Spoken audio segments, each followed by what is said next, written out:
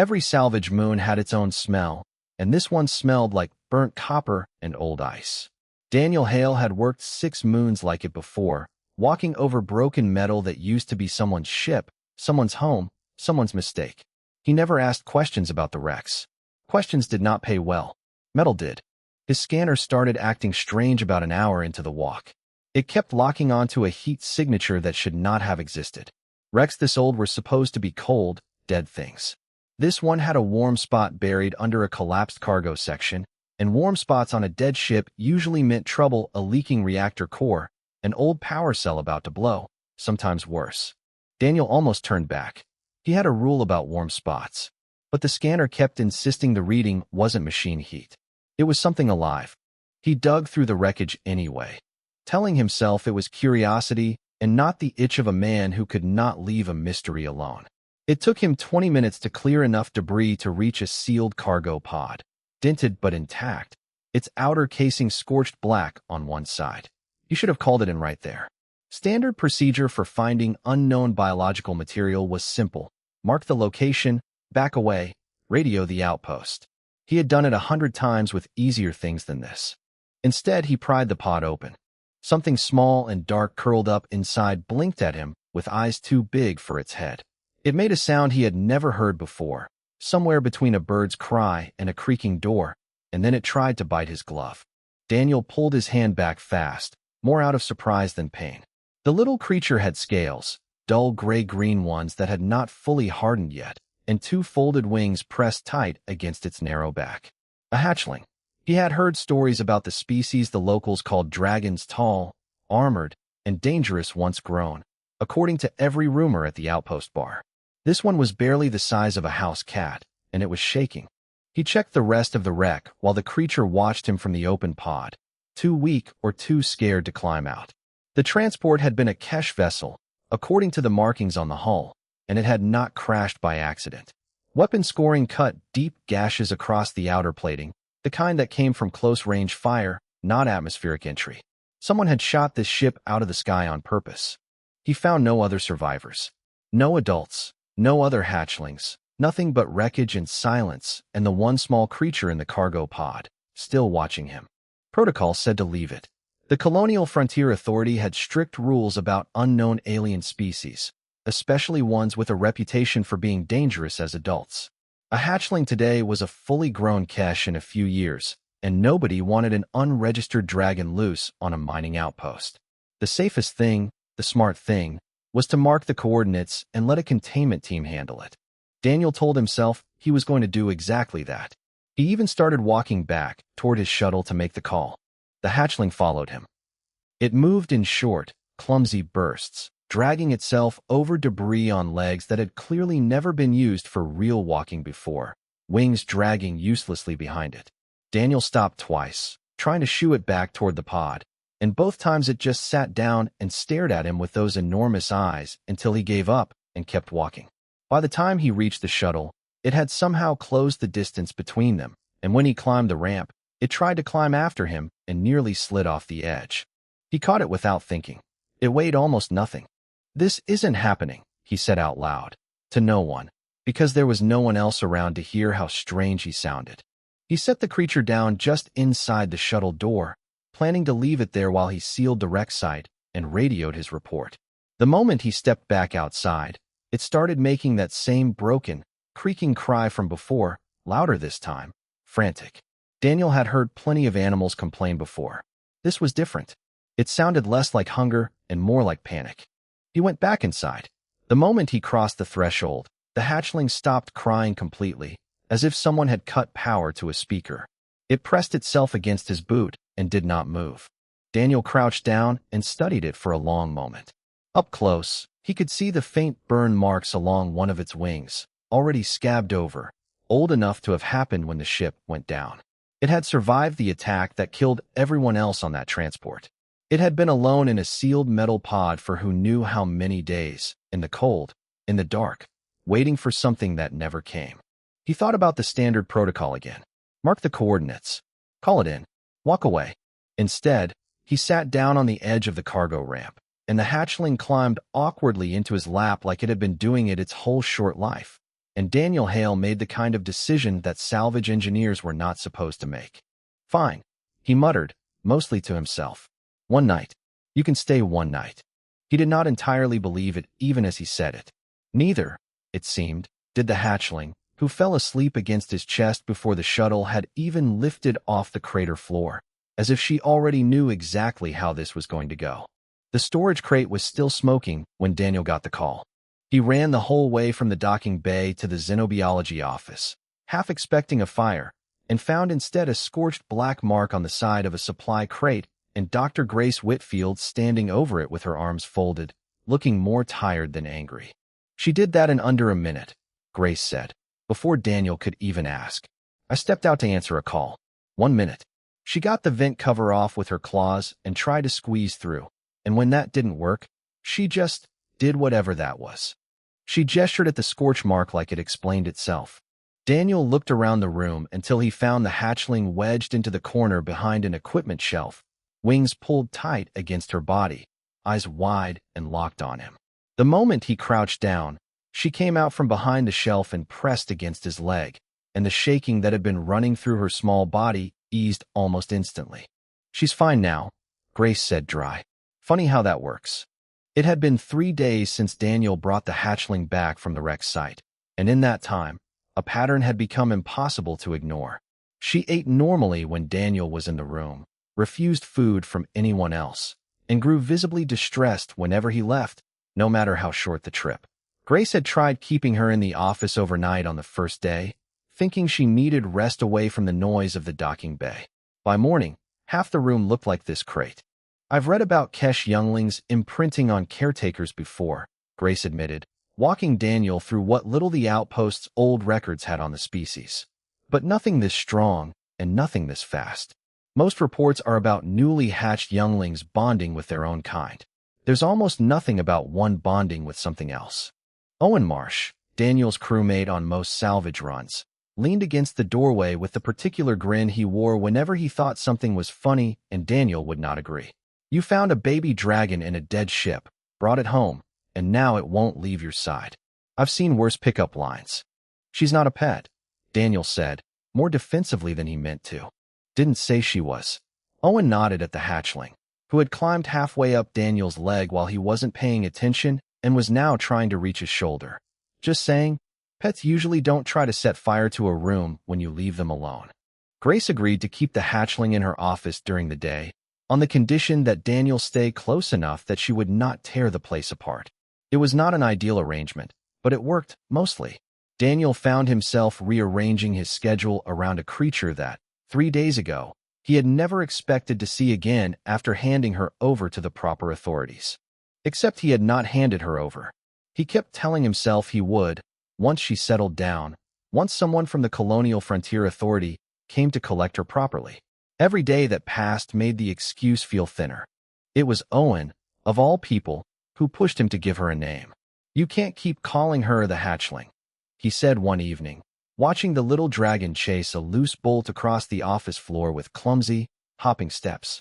Feels wrong. Like you're trying not to get attached. I'm trying not to get attached. How's that working out?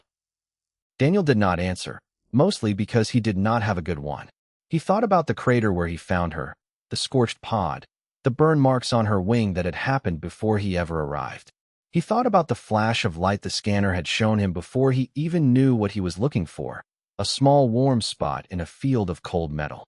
Nova, he said finally, testing the word out loud. The hatchling looked up at the sound of his voice, head tilting the way she always did, and made a small chirping noise that Grace later swore sounded pleased. Nova, Owen repeated, nodding slowly. Fits. Something that shouldn't have survived, but did. The name stuck faster than Daniel expected, faster than he was ready for. Within a day, even Grace's official notes on the hatchling had switched from generic species designation to the name, as if the paperwork itself had decided the matter before Daniel had. He told himself it did not mean anything. Names were just names. He could still hand her over whenever the authority sent someone qualified to take her, and everything could go back to how it had been before a scanner beeped twice on a dead moon. But every night, when he finally left the office to sleep, Nova followed him to the door and made that same broken, panicked sound if he tried to leave her behind, and every night, Daniel found some reason to let her come along instead. It was easier than listening to that sound. He told himself that was the only reason. He was starting to suspect it was not. The archive terminal in the back room of the outpost had not been touched in years, and it complained loudly every time Grace tried to wake it up. Half the files were corrupted, the interface was older than most of the crew, and it took nearly an hour of coaxing before it agreed to pull anything useful on the species officially cataloged as Kesh. Daniel sat across the room with Nova curled against his side, more out of habit now than necessity, while Grace scrolled through page after page of old survey notes, most of them written by researchers who had clearly never gotten close enough to a live Kesh to learn much. "Here," Grace said finally, angling the screen so Daniel could see. "This is the part that matters." The file described something the old researchers called a clutch bond, a trait unique to Kesh younglings. Unlike most species, where siblings simply grew up side by side, Kesh hatchlings were born linked to each other and to their mother through some kind of low-level neural connection, active from the moment they hatched until they were old enough to live independently. It was not communication in any way humans would recognize, no shared thoughts or words. The old notes described it as more like a constant hum in the back of the mind, a sense of presence that never went quiet, not even in sleep. "They're never alone," Grace said. "Not for years. Not once, from the moment they hatch. Their whole nervous system is built around always sensing that hum." Daniel looked down at Nova, who had fallen asleep against his leg, one wing draped over her own face in a way that would have been funny under different circumstances. "So when I found her, she'd already lost it," Grace finished. "However long before you got to that wreck, whatever happened to the rest of her clutch, it happened fast enough that there was no time to prepare her for it." One of the older reports compares losing the bond to permanently losing a sense most species don't even know they have. Not like losing a parent. Closer to a limb being torn off, except it's happening inside her head. Daniel sat with that for a long moment. He thought about the sealed cargo pod, the burn marks on her wing, the days she must have spent alone in the wreck before he ever found her, the sound she made whenever he left a room, even for a few minutes. "That's why she panics," he said slowly. "It's not that she's scared of being left alone the normal way. She's scared because being alone almost broke her once already." "That's my guess," Grace said. "And it explains why she's bonded to you so fast and so hard. You weren't just the first living thing she found after the attack. Far as her nervous system is concerned, you might be the only thing standing between her and going through that again." Neither of them said much for a while after that. Grace kept digging through the archive, hoping to find something about how Kesh younglings were normally cared for after losing a clutch, some kind of standard procedure. She did not find much, only a handful of scattered notes suggesting that hatchlings separated from their bond too early rarely survived long, even in careful captivity, unless something filled the gap the bond had left behind. It was the ship logs that changed the shape of the whole problem. Daniel had pulled what data he could from the wrecked transport before leaving the crater, mostly out of habit, the same instinct that made him check every wreck for anything worth logging. Buried in the damaged files was a partial recording, badly corrupted, but enough of it survived to make out a distress call, cut off partway through by what the recording clearly showed as incoming weapons fire. It was not an accident. Someone had found that transport, and someone had shot it down on purpose, with a full Kesh breeding clutch still aboard. Grace went very quiet reading through the recovered data. "This isn't in any authority report," she said. "Nobody's logged an attack on a Kesh transport in this sector. Either nobody's found the wreck until you did, or somebody made sure it stayed quiet." Daniel looked at Nova again, still sleeping, still unaware of exactly how much her whole world had changed in a matter of days at the bottom of a crater with no name. "She's the only one who made it," he said, more to himself than to Grace. "Out of an entire clutch." Grace did not answer right away. When she did, her voice had lost most of its earlier calm. "If somebody deliberately went after a Kesh breeding transport, Daniel, that's not random. Kesh biological material is worth a fortune on certain black markets. And if whoever did this finds out there was a survivor..." She did not need to finish the sentence. Daniel already understood it, sitting there with the small, sleeping weight of Nova pressed against his side, and for the first time since the crater, the thought that scared him was not the paperwork or the protocol, or the authority.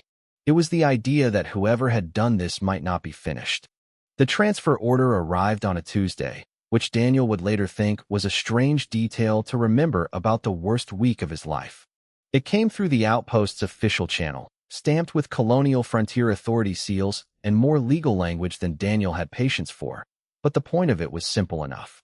Nova, designated Kesh Youngling, unregistered, was to be transferred within 5 days to a coalition research facility 3 systems away for containment, study, and species-appropriate care. Daniel read it twice, standing in the doorway of Grace's office while Nova chased a loose bolt across the floor behind him, oblivious. "They can't be serious," he said. Grace looked like she had been expecting this and hoping it wouldn't come. "They're serious. Unregistered alien species on a frontier outpost is exactly the kind of thing that gets flagged automatically. Somebody up the chain saw your report about the wreck and decided to take an interest. She's not some containment case. She's a baby. She's a baby that grows into something the authorities' own files list as potentially dangerous," Grace said, not unkindly. "I know that's not fair. I'm not saying it's fair. I'm saying that's how they're going to see it on paper." Daniel had never been good at bureaucracy, and he liked it even less now. He spent that evening reading through everything Grace could find about the research facility named in the transfer order, and none of it made him feel better. Buried in old coalition inspection notes were complaints about overcrowding, about specimens that did not survive transport, about a facility more interested in what Kesh biology could be used for than in what a hatchling actually needed to grow up whole. He thought about what Grace had explained days earlier, about the clutch bond, about what it meant for a Kesh youngling to lose the only constant presence her mind had ever known. He thought about a research facility full of strangers, none of them anything like the one steady presence Nova had latched onto since the moment he found her. He refused to sign the transfer. It did not go over well. The outpost's administrator called it insubordination. The authorities sent a second, sterner message reminding him that unregistered specimens were not private property and that refusal to comply came with consequences. Daniel signed nothing and told them plainly that he was not handing her over to a facility with a record like that, not without a fight. Owen, to his surprise, backed him without hesitation. "Never liked paperwork much anyway," he said, when Daniel warned him what getting involved might cost. Between the two of them, and with Grace quietly slow walking every form the authority requested, the transfer stalled just long enough to buy time, though none of them were foolish enough to think it would stay stalled forever. It was during that stretch of stolen time that Daniel and Nova settled into something that felt less like an arrangement and more like a life. He learned the difference between her fear cry, sharp and panicked, and her simple, stubborn refusal to be put down, which sounded almost identical to a human ear, but felt completely different once you knew what to listen for. She learned the sound of his footsteps well enough to stop crying before he even reached the door. She pressed against his leg whenever the outpost's old engines rumbled too loud, and stopped the moment he put a hand on her head. It was not always easy. She was still, in every practical sense, a wild animal figuring out a body she barely knew how to use, prone to knocking things over, chewing on anything within reach, and occasionally scorching a piece of furniture when startled. But Daniel found that he did not mind nearly as much as he expected to. The trouble came from a different direction entirely. Grace had kept digging into the attack on the transport, mostly out of the same stubborn curiosity that had made her pull old archive files in the first place, and what she found made the transfer order feel almost small by comparison. Black market shipping records, cross-referenced against known trafficking routes, kept turning up the same name in connection with recent Kesh biological material moving through nearby systems. Silas Cade, a smuggler with a long history of dealing in exactly the kind of high-value alien tissue that a Kesh hatchling, alive or otherwise, would be worth a fortune for. Worse, Grace found a shipping manifest, weeks old, that placed one of Cade's known vessels passing near the very sector where Daniel had found the wreck, close enough in time to make the connection difficult to dismiss as coincidence. "If he's the one who hit that transport," Grace said, staring at the manifest like it might change if she looked hard enough, "and if word gets out that there was a survivor." Daniel looked over at Nova, curled up asleep in the corner of the room, safe for the moment, unaware of anything beyond the walls of the outpost. "Then he's going to come looking," Daniel finished. Nobody in the room disagreed. Nova had never refused food before, not once, and that was what finally made Daniel worry. It happened 3 days after Grace found the shipping manifest linking Silas Cade's vessel to the sector near the wreck. Nova had been eating well despite everything, growing steadily, more confident on her legs every day. That day she would not touch her food, would not settle, paced tight circles around Daniel's legs with her wings half spread and her head low, making a low sound in her throat that Daniel had never heard from her before. "Something's wrong with her," he told Grace, who came to check on the hatchling and found nothing physically wrong. No injury, no fever, nothing the scanners could explain. "Maybe she just knows something we don't," Grace said, and neither of them liked how that sounded. 20 minutes later, the outpost's docking control flagged an unscheduled vessel requesting clearance. Registration numbers scrubbed, transponder signal inconsistent with anything on file. Daniel did not need Grace to tell him who it probably was. Nova's strange behavior suddenly made a grim kind of sense. The authorities' local security force, thin at the best of times, was slow to mobilize, tangled up in exactly the kind of procedural caution that had already cost Daniel days over the transfer order. Daniel was not willing to wait and find out whether they would move fast enough this time. He got Owen on comms first. "Kate's here. You sure?" "Nova's sure. That's good enough for me." Owen did not argue. Within minutes, he was working the outpost's internal systems from the engineering deck, locking down whatever access points he could reach, buying time the same way he had bought time against the transfer order, one stubborn refusal at a time. Grace, working from her office terminal, managed to redirect several corridor doors to require manual override, slowing anyone unfamiliar with the outpost's layout. Daniel's only job was to get Nova somewhere Cade's people could not reach her, and the lower cargo tunnels, twisting and mostly forgotten, seemed like the best option. He scooped her up, still trembling, and moved fast. They almost made it. 3 of Cade's crew caught up with them halfway through the tunnels, cutting off the most direct route back toward the docking bay where authority security would eventually, hopefully, arrive. They were armed, professional, clearly used to jobs like this one. Daniel had a salvage engineer's tools and whatever scraps of old equipment happened to be sitting in the tunnels, nothing close to a fair fight. What he had that they did not expect was Nova. She did not run when the armed men rounded the corner. Every instinct Daniel had ever seen in her said she should have pressed herself into the smallest possible space and shaken until it was over. Instead, she planted herself directly between Daniel and the 3 strangers, wings flared out wide, making a sound Daniel had never heard from her before, low and furious instead of afraid. "Careful," one of Cade's crew said, more amused than worried. "Company wants it alive. Doesn't say anything about not clipping a wing first." Daniel did not give him the chance. He grabbed the nearest thing within reach, a length of old conduit pipe stacked against the tunnel wall from some abandoned repair job, and swung it hard enough to knock the closest man's weapon aside before he could level it properly. It was not skill so much as desperation and years of hauling salvage through cramped, awkward spaces, but it worked long enough to buy a few seconds. The tunnel became a mess of scrambling bodies, bad footing, and improvised weapons after that. Daniel used every advantage the terrain gave him, ducking behind support struts, kicking loose debris into anyone who got too close. Once even yanking an old coolant line free to spray one of Cade's crew square in the face and buy himself another few seconds. It was not clean. It was not fair. He was outnumbered and outgunned, and he knew it the entire time. Nova stayed close, refusing every opening to slip away and save herself, snapping at ankles and shrieking loud enough to disorient anyone who got within reach. More than once, her interference was the only reason Daniel avoided a shot that would have ended things right there. It was Owen who tipped the balance, finally forcing his way through a service hatch with a fire suppression canister he had grabbed off the wall without much of a plan beyond making a mess. The blast of chemical foam was not a weapon by any real definition, but it was more than enough to blind and choke 3 men in a narrow tunnel for the handful of seconds Daniel needed.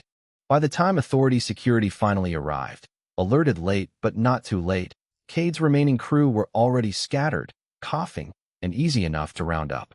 Cade himself, watching the operation collapse from the relative safety of his ship, tried to pull out before security reached the docking bay, only to find Owen's earlier lockdown of the corridor systems had done more damage to his escape routes than anyone on Cade's side had realized. Daniel sat against the tunnel wall afterward, breathing hard, one arm bleeding from a graze he had not even noticed happening. Nova pressed against his side and finally quiet. "Never doing that again," he muttered. Nova, still trembling but no longer panicked, made a small sound that was almost certainly disagreement. The smuggler's ship still had scorch marks on its hull when the Authority finally towed it into dock, 3 hours too late to matter for anything except paperwork. Daniel spent most of that time in the outpost's small medical bay, getting the graze on his arm properly treated while Grace argued, loudly and at length, with an Authority security officer about response times. Owen sat nearby with a bag of ice against a bruised jaw, looking entirely too pleased with himself for someone who had just helped fight off armed smugglers with a fire suppression canister. Nova refused to leave Daniel's side the entire time, curled up on the end of the medical cot despite 2 separate staff members telling him that was not allowed, until eventually everyone just stopped trying to move her. Silas Cade was taken into custody along with what remained of his crew, and it did not take long for the evidence to start piling up against him.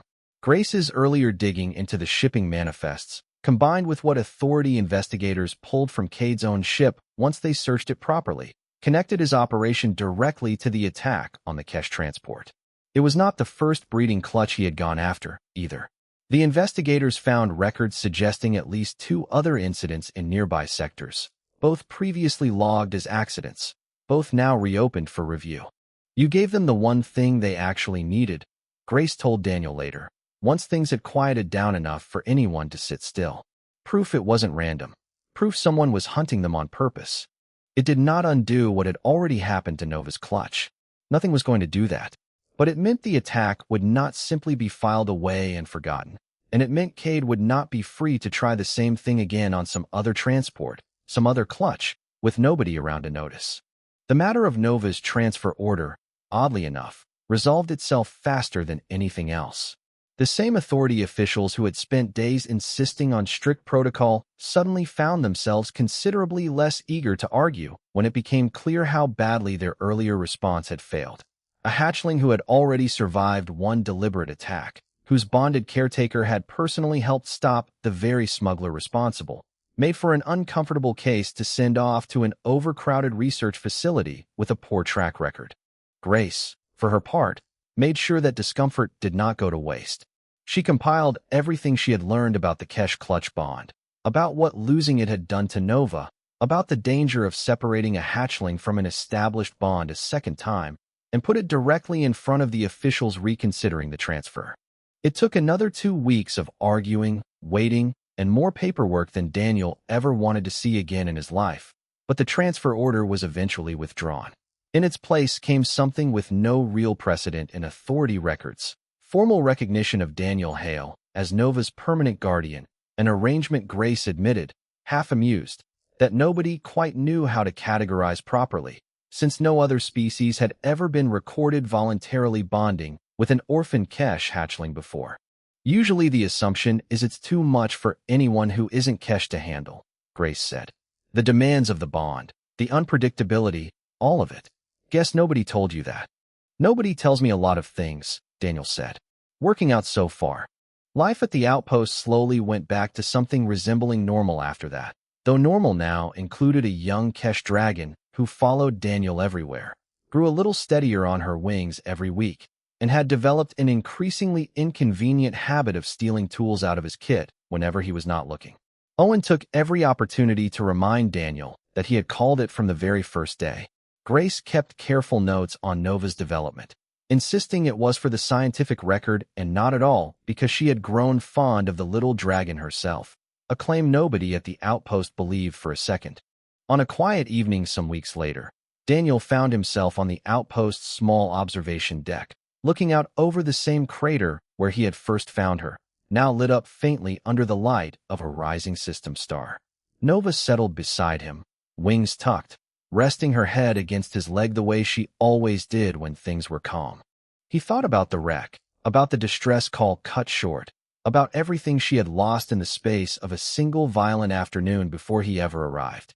He thought about the sound she used to make whenever he left a room, and how rare that sound had become lately, not gone entirely, but quieter, less desperate, the sound of a habit rather than a wound. She was not listening for a silence that never came anymore. He could tell, somehow, without needing Grace's research to explain it to him. "You're not going through that again," Daniel said quietly, mostly to himself. "Not while I'm around." Nova made a small, satisfied sound and pressed closer against him, watching the same stars he was watching, and neither of them moved for a long while after that. Neither of them needed to.